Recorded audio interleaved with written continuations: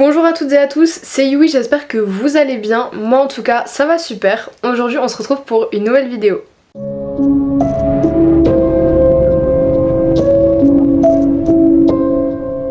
Bon les gars, ne soyez pas effrayés par mon gros front, j'ai juste un chignon au-dessus. Les gars, j'espère que vous m'entendez bien, je suis pas encore très bien installée, donc il n'y a pas de micro, il n'y a pas tout ça. Oulala, c'est pas très professionnel d'avoir le téléphone qui sonne en fait. Non mais écoutez, franchement, ça me fait super plaisir de vous retrouver aujourd'hui. Parce que c'est vrai que ça fait longtemps qu'on n'a pas fait de vidéo. Et oui! En tout cas les gars, franchement je suis trop contente. Mon stage s'est super bien passé. Donc là, on est enfin installé dans le nouvel appartement. Je vous ferai des vidéos emménagement. Je sais pas encore comment je vais m'organiser, mais si jamais vous voulez savoir en avance, n'hésitez pas à aller sur mon compte Snap qui sera de toute façon, tous mes comptes sont à la fin comme d'habitude dans mes vidéos. N'hésitez pas à y aller parce que ça vous donnera un peu plus d'informations sur quand est-ce que je poste, qu'est-ce que je vais poster, etc. Des fois là-bas il y a même des avant-premières de mes couvertures de vidéos. Donc franchement n'hésitez pas, ça vaut le coup. D'ailleurs il me semble que sur TikTok on a dépassé les 400. Ça me fait très plaisir, on est peut-être même à 500, je sais plus du tout. Ça me fait très plaisir. Si jamais vous pouvez aussi aller sur mon Instagram et sur mon Snap, ça me ferait encore plus plaisir. Et je pense qu'on se fera bientôt un live Twitch. En tout cas les gars, aujourd'hui c'est bientôt Noël comme vous le savez. Donc aujourd'hui on va se faire une petite vidéo thread d'horreur de Noël. Je me mets dans l'ambiance et je vous reprends de ce pas. Bon, je pense que là, on est bien dans l'ambiance. J'ai mon téléphone qui fait un flash, donc c'est super. Et je pense qu'on va pouvoir commencer. D'ailleurs, j'espère que pour Noël, vous aurez des bons cadeaux de Noël. Je vous le souhaite, en tout cas. Nous, évidemment, vous vous doutez bien qu'il y aura un unboxing de cadeaux. Enfin, en tout cas, je vais vous présenter mes cadeaux de Noël. Et voilà, j'ai trop hâte. Pour cette histoire, on va commencer par l'histoire de John. John, faut savoir que c'est un petit garçon qui vit aux États-Unis. C'est un garçon d'environ 5-6 ans. Donc faut savoir que lui, il croit beaucoup au Père Noël, etc. à ce moment-là. Il est beaucoup à fond sur le Père Noël et tout. Lui, il pense que ça existe. Il pense aussi que, évidemment, s'il est pas sage, il n'aura pas de cadeau. Enfin bref, vous voyez vraiment genre le cliché des films. Et au final, on comprend John, parce que nous, on était tous comme ça quand on était petits. Enfin bref, faut savoir que John, il est fils unique. Donc du coup, qui dit fils unique, dit 2 fois plus de cadeaux. Ce soir-là, il est avec ses parents, etc. Ils font la fête de Noël. On est le 24 décembre. Il neige dehors, franchement, tout est beau, tout est cosy, etc. Faut vraiment que j'arrête de dire etc, je crois. En tout cas, John est super content parce qu'il a commandé plein de choses au Père Noël. Il espère évidemment qu'il les aura tous, mais comme vous vous en doutez quand même, faut peut-être pas abuser non plus. Enfin bref, à ce moment-là, John, c'est le moment où le Père Noël dépose les cadeaux sous le sapin. Il est minuit passé, donc on est actuellement le 25. Et John monte dans sa chambre sous la demande de ses parents. Ses parents, évidemment, vous savez tous que le Père Noël n'existe pas. Donc ses parents vont chercher les cadeaux dans leur chambre parce que c'est toujours là qu'ils les cachent vu que John n'a pas le droit d'aller dans la chambre de ses parents. Ils vont dans la chambre, etc. Ils commencent à prendre les cadeaux pour pouvoir les déposer sous le sapin. Et à ce moment-là, on va se mettre du point de vue de John parce que c'est là que tout va basculer. John, il entend du bruit en bas, donc forcément il s'inquiète pas plus que ça. Il pense que c'est même le Père Noël qui passe. Sauf que John, c'est un enfant un peu curieux, c'est-à-dire que il a envie de voir le Père Noël, il a envie de voir à quoi ressemble vraiment le Père Noël. Et John, c'est pas quelqu'un de très patient. Donc il se dit que même si pour le Père Noël ça paraît un acte de méchant enfant, il va quand même essayer de le voir, de voir à quoi ressemble le Père Noël parce que c'est vraiment un rêve qu'il a depuis qu'il est tout petit. Il veut voir à quoi ressemble le Père Noël. Donc John va doucement sortir de sa chambre et il remarque que la chambre de ses parents est allumée. Donc il se pose pas plus de questions que ça parce qu'il se dit que les parents aussi ne vont pas voir le Père Noël et qu'ils restent dans leur chambre en attendant que le Père Noël dépose les cadeaux. Et il descend lentement les escaliers. Et en fait vous voyez, John il a des escaliers du coup en biais forcément. Et il y a une partie du mur du 2e étage qui cache un peu la vue sur le salon. Et en fait pour vous donner un peu une idée, là il y a le salon, là il y a les escaliers qui viennent du coup comme ça. Donc le salon il est par là. Et en face des escaliers il y a la porte d'entrée. À côté, il y a la cuisine, mais ça, on s'en fiche un petit peu. Et John va donc se cacher au niveau de l'escalier où le mur bloque la vision. Parce qu'il se dit que si le Père Noël le voit, il va reprendre les cadeaux et que du coup, John n'aura pas ses cadeaux de Noël. Du coup, il va se cacher et il va essayer de regarder comme ça un peu dans le salon. Et vous savez, dans son salon, en fait, il n'y a pas de porte. Donc ça veut dire qu'il y a l'encadrement de la porte, mais il n'y a pas de porte. Là, il va commencer à essayer de passer sa tête au niveau des barreaux de l'escalier pour essayer de regarder le Père Noël, tout simplement, essayer d'apercevoir le Père Noël. Sauf que ce que John voit, c'est un homme de dos qui mesure environ 2 mètres, entre 2 mètres et 2 mètres 10, avec une capuche, habillé tout en noir, et qui a un grand objet métallique dans la main. John, à ce moment-là, il voit pas trop ce que c'est l'objet, mais même s'il est petit, dans sa tête, il y a un mauvais feeling, parce qu'il se dit, le Père Noël, il est toujours en rouge et blanc, pourquoi là, il aurait une tenue toute noire avec une capuche? John, il trouve ça vraiment très bizarre. Et John est très intelligent pour son âge, faut le savoir. Donc, au lieu d'aller directement voir le Père Noël de lui-même, il décide d'aller voir ses parents dans la chambre. Donc, il va entrer. Malheureusement pour lui, il va voir les parents avec les paquets cadeaux dans la main. Donc, il va se rendre compte évidemment qu'il y a un souci. Mais John, ça l'inquiète pas plus que ça. Il est juste en train de se dire, mais en fait, qui est dans le salon? Évidemment, John se fait engueuler par ses parents parce que du coup il est rentré dans la chambre alors qu'il n'est pas censé bouger de sa chambre jusqu'à ce que ses parents viennent le voir. Mais John, il va tout de suite réagir.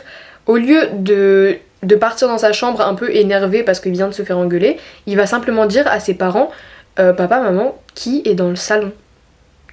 Et là, il y a un grand silence dans la pièce. Parce que ses parents se rendent compte qu'il y a quelqu'un d'inconnu dans le salon. Et eux, évidemment, savent que ce n'est pas du tout le Père Noël, ni même qui que ce soit qui pourrait déposer des cadeaux. Et là, John va faire un truc très intelligent. Il va dire à ses parents, en plus de ça, le monsieur, il a un objet métallique dans la main, très grand. Donc là, ses parents, ils commencent vraiment à paniquer parce que forcément, c'est pas du tout prévu, c'est pas du tout une surprise pour John ni quoi que ce soit. Donc, les parents vont demander à John de rester dans la chambre des parents exceptionnellement. Sa mère va rester avec lui et son père va prendre un petit pistolet parce que comme vous le savez aux États-Unis ils ont le droit au port d'armes. Donc il va prendre un pistolet et il va décider d'aller voir en bas qui se trouve dans la maison. Parce qu'évidemment le père de John il se sent responsable de sa famille. C'est un peu à lui de garder la maison en sécurité. Donc il va descendre les escaliers. Il va fermer la porte à clé derrière lui pour éviter tout problème, etc., ou même de pouvoir choquer son fils face à une potentielle scène dangereuse. Il va descendre et quelques minutes plus tard, on va entendre deux personnes se crier dessus, 2 hommes.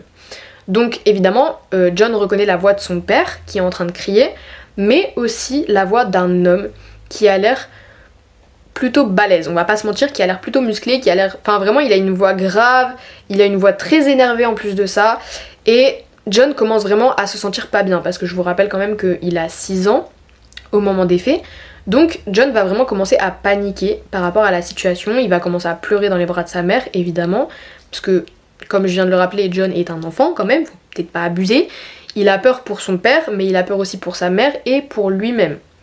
Il va commencer à se poser un tas de questions dans sa tête. Tout, en fait, cette soirée est vraiment en train de dégénérer le plus possible. Parce que là, tout se bascule dans sa tête. Il est en train de se dire « Mais attends, mais je viens de voir mes parents avec des paquets cadeaux, alors que de base, c'est le Père Noël qui pose les cadeaux. Là, il y a un mec dans mon salon qui est potentiellement dangereux, puisque mon père y est allé avec une arme. » Donc, John est vraiment... Là, il est dépassé par les événements. En tant qu'enfant, c'est assez traumatisant déjà de se rendre compte en fait qu'il y a cette scène qui est en train de se passer chez lui, mais John reste quand même très calme, il évite de crier, il évite de céder à la panique, il est juste en train de pleurer dans les bras de sa mère, et quelques minutes plus tard on entend un coup de feu. Là la maison devient entièrement silencieuse, ce qui inquiète légèrement la mère de John, mais n'inquiète pas John parce que John pense simplement que c'est son père qui a réussi à vaincre l'inconnu chez eux. Sauf que sa mère étant adulte, elle se dit que si ça tombe, c'est le père qui a reçu le coup de feu. Parce qu'on sait pas en fait, ils ont pas la scène devant eux, ils ont pas entendu de cris, ils ont pas entendu de voix, et là ils entendent vraiment plus rien, c'est vraiment le silence complet. Donc la mère commence vraiment à ne pas être bien du tout, parce que le père ne revient même pas dans la chambre, alors que il est censé quand même être revenu depuis quelques secondes. Et là ce n'est pas le cas, donc sa mère va vraiment commencer à avoir peur pour elle et pour son fils surtout. Elle va demander à John de rester dans la chambre et elle va commencer à descendre les escaliers tout doucement, vraiment tout doucement, parce qu'elle se dit ça tombe, l'inconnu est encore là, il est encore armé, donc c'est dangereux. Suite à ça, la mère de John revient quelques minutes plus tard avec son mari dans la chambre de leur enfant. Le revolver n'est plus dans la main du père de John, donc John est quand même un peu rassuré. Suite à ça, John il va pas avoir suite des événements jusqu'à 1 an ou 2 plus tard. Évidemment maintenant il ne croit plus au Père Noël puisque ses parents ont dû lui expliquer ce qui s'est passé. Et ses parents vont également lui expliquer une chose très importante, c'est ce qui s'est passé réellement ce soir-là. Ce soir-là, le père de John est descendu, il a également vu l'homme capuché dans le salon. Et là a éclaté une grosse dispute, comme je vous l'avais dit avec les voix qu'on a entendues. Il y a eu une grosse dispute entre les deux hommes parce que forcément son père voulait que l'homme parte et l'homme ne voulait pas partir. Et comme on le redoute tous en écoutant cette vidéo et cette histoire, l'homme était armé. Son père a donc fini par tirer sur l'homme parce que l'homme a essayé de l'agresser avec un couteau de boucher. L'homme a essayé de l'agresser avec un couteau de boucher, donc du coup forcément le père de John a dû se défendre pour déjà défendre sa famille et survivre aussi potentiellement. Donc du coup voilà, et le père de John suite à ça a appelé la police. L'homme il l'a pris avec lui. Oh attendez, j'entends des bruits là, ça va pas. Bon, j'ai entendu des bruits chez moi mais tout va bien.